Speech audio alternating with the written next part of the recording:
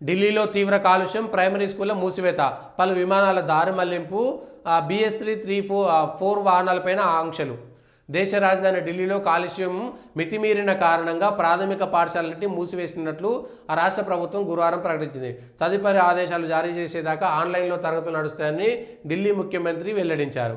వాయు నాణ్యత సూచి వరుసగా రెండో రోజు అత్యంత ప్రమాదకర స్థాయిలో 400 మార్కు దాటడంతో ఢిల్లీ NCR పరిధిలో శుక్రవారం కఠిన నిబంధనలు అమలు చేయనున్నారు. ముఖ్యంగా భవన నిర్మాణ కూల్చివేత పనులను నిలిపివేయనున్నారు. ఇది మరి BS3 పెట్రోల్, డీజిల్ వాహనాలు రోడ్లపైకి అనుమతించారు. తీవ్ర వాయు కాలుష్య నేపథ్యంలో ఇప్పటికే 350 విమానాలకు అంతరాయం ఏర్పడిందని ఫ్లైట్ రాడార్ 24 సంస్థలు వెల్లడించింది. గతంలో దీపావళి రాగానే దీపావళి వల్ల కాలుష్యం ఏర్పడ్డది అన్నారు. మరి ఇప్పుడు ఎందుకు కాలుష్యం ఏర్పడ్డది?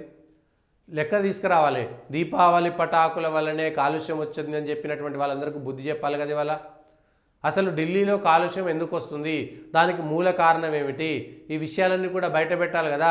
ఢిల్లీలో కాలుష్యం కేవలం పటాకుల వల్ల మాత్రమే, అంటే ఇన్ని సంవత్సరాల పాటు ఎన్ని పటాకులు కాల్చిరు, ఆ పటాకుల వల్లనే ఇంత కాలుష్యం ఏర్పడింది. వరుసగా ఒక్కొక్క సంవత్సరం కాల్చినటువంటి దానివల్ల ఇంత కాలుష్యం ఏర్పడిందని ఒక నివేదిక తీసుకురండి దమ్ముంటే. కేవలం హిందువుల పండుగలప్పుడు మాత్రమే కాలుష్యం వస్తుందట, మిగిలినటువంటి పండుగలప్పుడు కాలుష్యం రాదట. జనవరి 1కి పటాకులు కాలుస్తేనేమో ఆక్సిజన్ విడుదలవుతుంది, మిగిలిన సందర్భంలో మాత్రం కాలుష్యం విడుదలవుతుంది అన్నట్టుగా చర్యలు. అసలు ఢిల్లీలో కాలుష్యం ఎందుకు వస్తుంది, ఎప్పుడు వచ్చింది, ఎప్పుడు మొదలైంది, దానికి విరుగుడేంటి, కేంద్ర రాష్ట్ర ప్రభుత్వాలు సమన్వయం చేసుకొని, ఎందుకంటే ఇవాళ దేశ రాజధాని ఢిల్లీ అంటే అదొక రాష్ట్రం, ఢిల్లీ అని సపరేట్గా కాదు, అదే దాంట్లో కేంద్రం రాష్ట్ర ప్రభుత్వాలు దేశానికి సంబంధించినటువంటి కీలక రాష్ట్రము, కీలక పట్టణమైనటువంటి ఢిల్లీలో ఇవాళ ఇంత ఆగమాగమైనటువంటి వ్యవస్థ ఉంటే దాన్ని రక్షించడానికి, ప్రజా రవాణా వ్యవస్థ పెంచడానికి, కాలుష్యం తగ్గించడానికి అన్ని రకాలు పంచభూతాలు కాలుష్యం కాకుండా చేయాల్సింది కేవలం వాయు కాలుష్యం మాత్రమే కాదు, మిగిలిన కాలుష్యం కూడా తగ్గించడానికి ఏం చర్యలు తీసుకుంటున్నారు. ఇవాళ నుంచి వరుసగా భవిష్యత్తులో 5-6 సంవత్సరాల్లో మొత్తం జీరో కాలుష్యం వచ్చే విధంగా ఏ విధంగా చర్యలు చేపడతారనేటువంటి విషయంలో ఎందుకు చర్యలు చేపడతలేరు? కేవలం టపాకులని దీపావళి మీద ఏడ్చి చచ్చిరి తప్పితే ఒక్కరన్నా ఈ కాలుష్యానికి సంబంధించి మరి హర్యానాలో, పంజాబ్లో అక్కడ ఉన్నటువంటి పంటలను, తర్వాత పంటల వ్యర్థాలు కాలుస్తుంటే ఆ వ్యర్థాల ద్వారా కూడా ఢిల్లీకి ఇవాళ కాలుష్యం వస్తుందనేటువంటి నివేదిక ఉంది. దానికి ప్రత్యామ్నాయం ఏం చేసిరు? 15 సంవత్సరాలు అవుతుంది కదా ఆమ్ ఆద్మీ పార్టీ వచ్చి, మరి ఇప్పటిదాకా ఎందుకు?